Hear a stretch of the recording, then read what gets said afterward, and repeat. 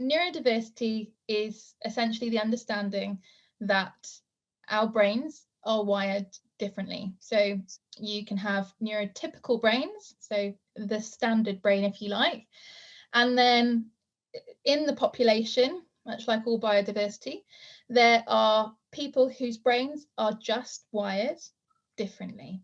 Different, not less.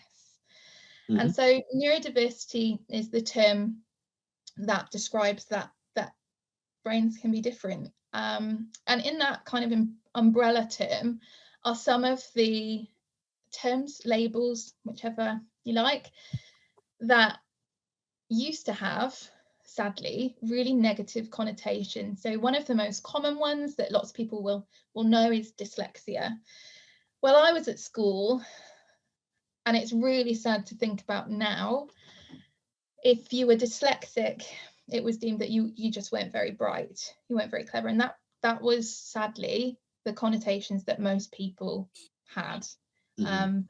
I did well at school. I was in our top set, so I did reasonably well, and mine wasn't picked up. So for transparency, I would say I'm neurodivergent, and I have some neurodivergent traits. And because I was in top sets and I did well, and I was in the valleys, which was underfunded, it wasn't recognised.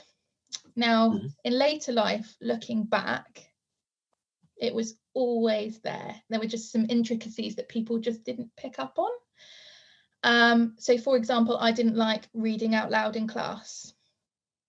And it was just, Lacey doesn't like reading out loud in class, even though I'm in a top set doing reasonably well. And then when we looked at my GCSE results, I was in top sets for English language and literature. My literature came out an A star, my language a C. And it wasn't ability, I just hadn't been set up to succeed. The system was not built for me. And so the easiest way that I now have to explain to people how it feels is that the majority of the people in my world have an Apple phone. I've got an Android and no one gave me the manual. So I've got to find out how to work what I've got while trying to copy everybody else. It's like speaking a different language. My neurodiversity hasn't been explored fully until adult life. So I've gone through all my childhood and all of my nurse training not knowing. So I didn't know why I found things hard. And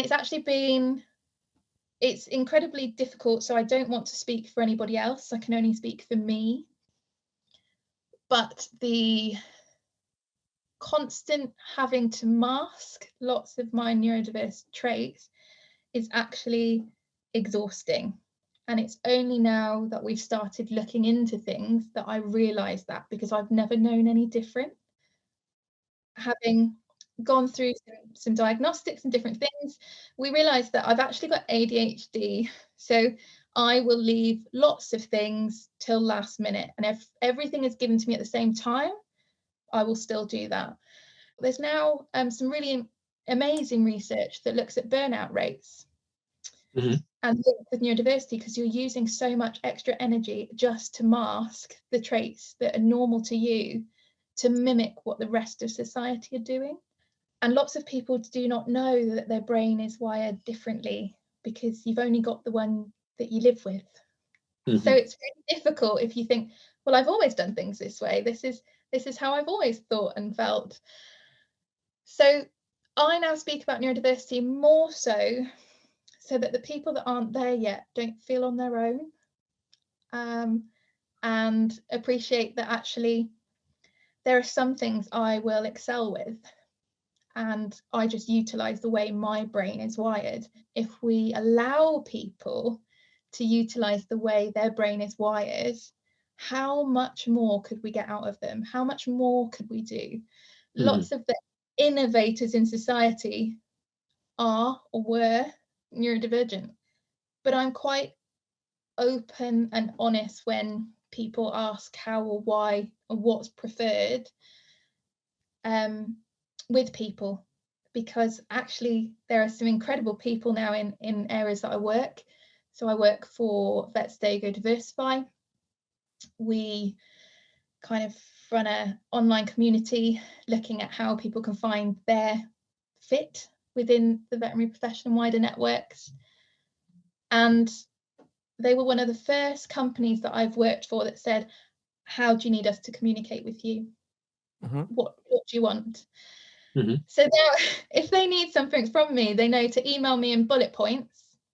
If they send me a paragraph, I probably won't read it. It'll go to the bottom of the to-do list. If they send me bullet points, it's back, done, actioned within half an hour. I like bullet points though. I think you've done very well with our with our introduction to veterinary ramblings. For those who don't know, when guests are preparing to come on the show, and we're preparing to have guests on the show, we send pages and pages of stuff. But bullet points. Good point, Lacey. You use a font that is dyslexia friendly. The layout of your document is easy to look at, and the colours are suitable because I see in colour. I don't see in black and white, and because it's surrounded by colour, I can read it. Whereas normally I have to take every document that's sent to me, I have to highlight them and change all the colours so that I can read it. So it's not in a format I can read. Okay. Which is scary, isn't it, when you think, what colour are consent forms? They're all in black and white, stark black and white. They are. So how many people, when we're gaining informed consent, can really read it? And how many people say they can read it for fear of seeming like they're not clever? A very good point. Yes, it is an incredibly good point. And that would open a whole new kettle of fish, wouldn't it, about consent, what's informed consent or not.